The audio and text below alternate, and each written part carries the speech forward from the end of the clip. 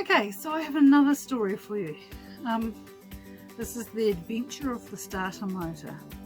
You know, some people seem to think that, or feel like they're the only ones that crazy stories happen to and nobody will believe them. You're not alone. There's a lot of us out there. You know, some days nothing goes smoothly. Right. So here's another one of my tales, and this time it's about the starter motor for my truck. Okay, so I've been incredibly lucky. I've got a 24-year-old truck, you know, and as long as I maintain her well and replace bits and pieces as they wear out from both use and age, she has been super reliable and gets me everywhere I need to go. You know, and living out in the country town, this is essential. Okay, so for the past couple of winters, I've noticed she's been getting more and more sluggish starting in the mornings, especially in really cold mornings. Make sure the battery was good and she was charged up regularly and that sort of thing. And I didn't really think too much about it because the rest of the day she'll start up just fine. But then, you know, I'm a bit hard to get started on cold mornings too, so, you know, who could blame her?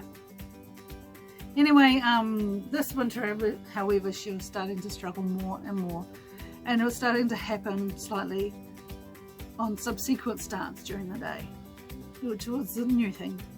Anyway, I'd been out in the next town having lunch with a friend, and I was driving home and I thought, you know what, I might actually go and have a chat with the mechanic on the way home and see what he has to say about it. So I pulled in, and now you're listening to that little voice in your head saying, get it checked out. Listen to the voice, always listen to the voice. Okay, so I took old Betty, yes, I call my truck Betty, and don't judge me for it, lots of people name their cars. I put in the mechanics and he tinkered around a bit. We discussed the costs and parts needed, etc. But then the old girl wouldn't start again. You know, track the mechanics. Oh dear. Anyway, my lovely mechanic managed to get Betty started again eventually, and he showed me, you know, you tap it here and you squirt stuff in over there just as you're trying to start it. Gave me some instructions and said good luck, and booked me in for an appointment for a repair appointment for the following week. Yeah, so I drove home, and that little voice again said, back it up the driveway. Normally I pull up my driveway frontwards, but this time listen to the little voice again, and I backed her up the driveway just in case she wasn't going to start again and she needed to be towed out. Anyway, I didn't take her anywhere all weekend, and I just needed that one last start to get her going so I could get her back down to the mechanics. And the day arrived that I prearranged for the repair, and I'd asked a friend, will you be able to give me a ride home from the mechanics? That would be cool. And they were like, yeah, that's not a problem. Anyway, the morning arrived, and I tried to start her a new gas station. She wouldn't start. So scrambling, it was frosty cold, I was scrambling mentally, I was thinking, oh, she's not even trying to turn over. Okay, gave her the little tap here and a spray there, and no, it didn't work, nothing's happening. The starter motor finally given up the ghost, it seemed. So, well,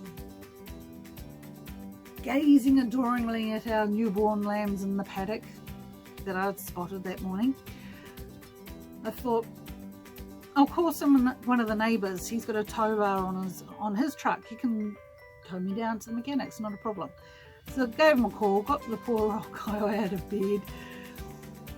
Sorry, Donnie. Anyway, he came over and we thought he was just going to tow me down, but then he changed his mind at the last second and said, no, tell you what, we'll crash start it. Now I can never remember how to crash start, so I'm driving his ute with a tow rope tied to my ute. We call them utes in New Zealand, by the way. You guys call them pickup trucks. Okay. And he's in my ute, and he's trying to crash start as I'm towing him around the block. And the tow rope's quite thin and flimsy, and it snaps. Twice.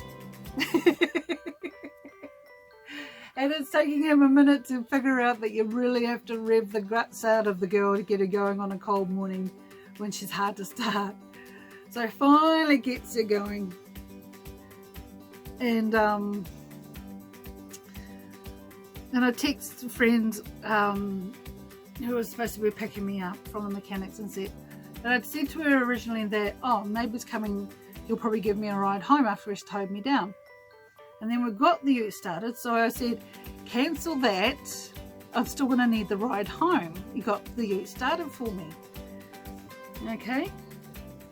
And I knew that they would be up at the doctor's because they had a doctor's appointment, so I wasn't expecting a response straight away. That was fine. You know? So I thanked my lovely neighbour a lot and got down to the mechanics and praying the whole way down there, you know, please don't stall, don't stop for any reason, Betty, just keep going, girl, get me there, will you? So we get there and I'm waiting at the workshop and I get a text from my ride saying, okay Ness, just got back from the docks. Cool, I thought. They'll probably just grab some morning tea or a cuppa or something like that before they head down. No problem, I can wait. Yeah, I'm a patient girl. Anyway, you know, I'm just chatting to the mechanic and making conversation. He's probably thinking, for the love of God, woman, just shut up and go home. I don't know. But I'm entertaining myself, taking photos of the scenery.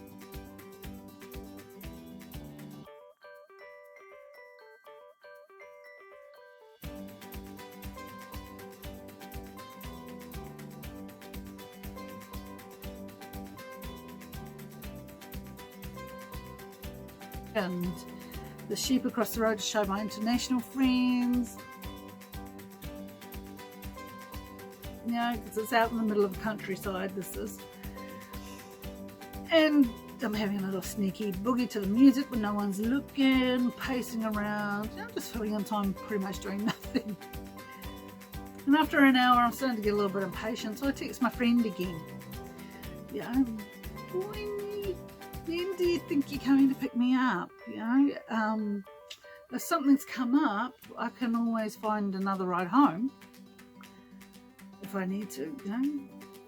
I don't want to sound rude, you know, sometimes stuff comes up, yeah, it happens. Yeah, I also sent a text to my hubby saying, still waiting in the mechanics for them to pick me up. What I didn't know, however, that my friend had misread the earlier text saying I still needed a ride, and didn't realise that I was actually waiting. And to make matters worse, the latest messages I'd sent took over an hour to be delivered. Telecommunications at their finest, I tell you. You know. So there am I, waiting and waiting and waiting, and then shortly after that my phone went flat. So if anybody's trying to call me, of course they wouldn't be able to get through. So by the 2-hour mark of waiting, 2 hours, you know, I was definitely tired of waiting, and as far as I knew, my ride had forgotten all about me. You know, so I'm contemplating the long walk home, along country roads with no footpath, you know, and traffic speeding by at 100 kilometers per hour.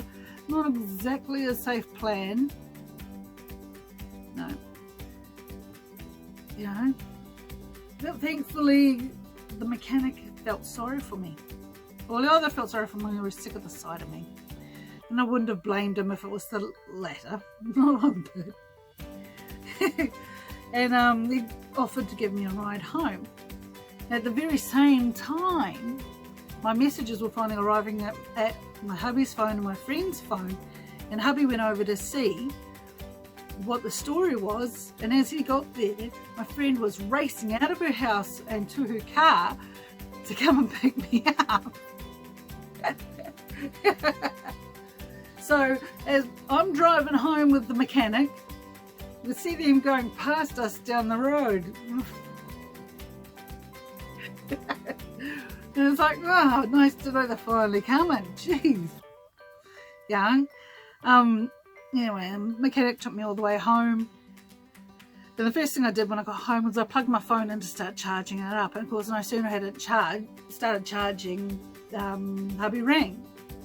That got down to the workshop, of course, and because the mechanic wasn't there, it was all locked up.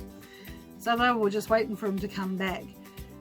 And hubby rang to say, oh, well, where are you? What's going on? I said, well, he took me home. He got sick of me waiting around. And he felt sorry for me, I guess. Hubby's like, well, we only just got your messages.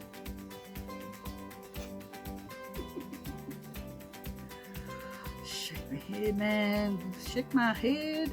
Anyway, I wasn't too worried about it. I wasn't angry or anything like that.